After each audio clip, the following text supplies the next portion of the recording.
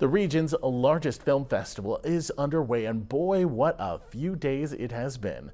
This was the scene on Saturday, just ahead of the big gala premiere and opening of the festival. CTV News has been a proud sponsor of the event, and I was honored to give the opening speech. And as you can see, there were a lot of other familiar faces there too, including Angela, Amanda, and Marina Moore. Some 35,000 people will likely attend before it's over. When I did my undergrad at Waterloo, there's the Princess Cinema with lots of repertory films and art films, and so this is a continuation of what I really love. I'm a movie lover. I'm actually a filmmaker, and this is the biggest thing in town.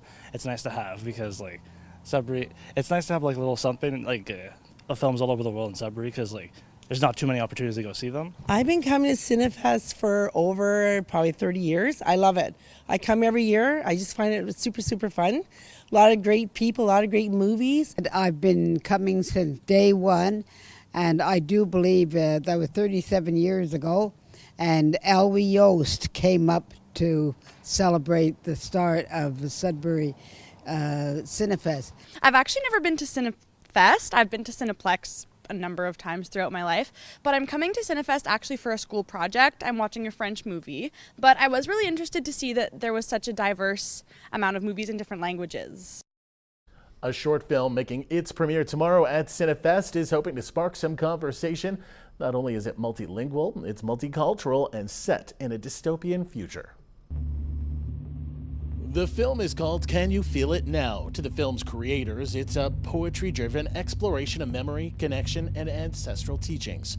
A retelling of voluntary contact between Black and Indigenous people, highlighting the story around the welcomer and the traveler. Trying to make this a voluntary meeting of two peoples in a grander context of genocide, of violence, and of displacement. Filmed entirely in Doquis and Nipissing First Nations, the team behind it are either from the north or at least have a connection to it. Having the film debut at Cinefest in Sudbury is a special homecoming of sorts.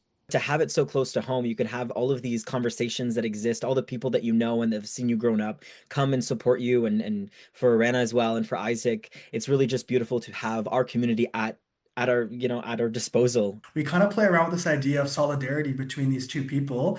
The characters share their history, their culture through poetry. For the film's director, Isaac Valancourt, it's deeply personal. With an experimental film like this, you have a lot more creative liberties. You could really play around with non-conventional storylines, and you could really be flexible with it. So it's also really unique. The film is multilingual. Moviegoers will hear poetry in English, Anishinaabe-Moan, Uruba, Karindi, and Swahili. The film's creators say the blending between African and Indigenous languages was intentional. Everything is also subtitled.